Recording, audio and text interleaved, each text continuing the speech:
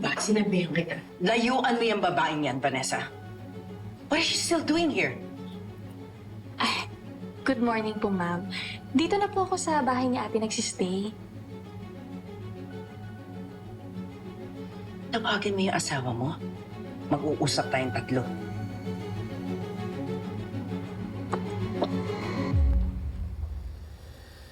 Ate, galit ba siya? That woman is a murderer. Pinatay nga niya boyfriend niya, diba? Ma, nahuli na nga ho yung totoong suspect.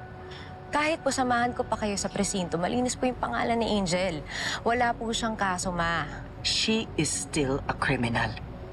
Inatake nga niya si Trixie eh. Alam niyo ho yun? Natural, alam ko ang lahat dahil nagsumbong sa akin si Trixie.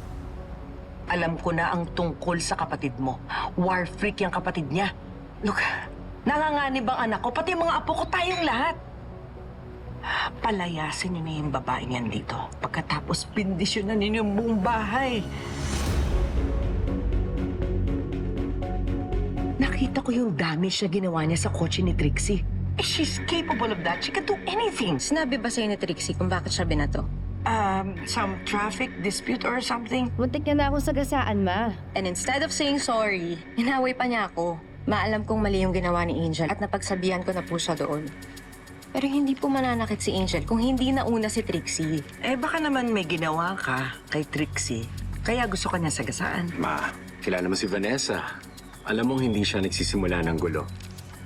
Naintindihan ko rin naman si Angel. At isa pa, pag may umaway kay Vanessa, baka hindi lang bato yung ibato ko doon. Basta, hindi pa rin ako sang-ayon na dito titira yung babaeng yan. Ha? Nasunugan yung tao. Walang ibang mapupuntahan. Hindi naman natin siya pwedeng pabayaan. At isa pa si Vanessa na lang yung pamilya niya rito. Mga temporary lang naman siya dito. Magkahanap na si Vanessa ng bago niyang lilipatan. Don't worry. Di ba, love? O sige, basta. Do it fast.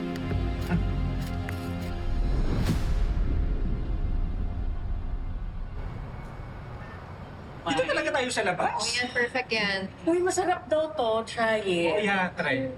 Yan, thank You know what, Angel? I'm so happy to finally meet you. Nakikita ko talaga magkapatid kayo. Ang ganda ng mga mukha. Thank you po. Alam niyo, ibig sabihin, parang magkapatid na rin tayo. Kasi ang gaganda niyo rin eh. I love you! I like your honesty. Alam mo, sis, favorite ko na siya. Kaya talaga sila. Ako naman si Fons, best friend ni Vanessa nung high school. Naghahanap daw kayo ng condo for rent kasi marami ako may recommend. And also ha, kung naghahanap kayo ng insurance, kompleto ko. Meron akong life, health, travel, pati funeral. Nakakatiyak sa mga tao. Oh, sana ba? Condo lang, yung for rent ha. Tsaka sana malapit lang para anytime mo visit ka si Angel. Oo naman.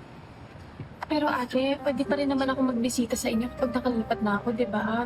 Para malaro ko pa rin si Nanunisha at si Nikay. Oo naman, Angel. Ano ka ba? Yung condo, tutulugan mo lang yan for your privacy. Tsaka anytime welcome ko sa bahay. Mag-alala. Condo na malapit kala Vanessa. I know exactly what you need. Mali, andyan agad? Ito na yung mga kapunusan. Ito. Angel, let's go. Angel, are you okay? Kakasala na lang kasi namin ni Ate, magsisiwalay na kami agad. Angel, kaya nga gusto ko malapit lang eh. Para anytime, pwede tayong magkita. At ka naman, bud.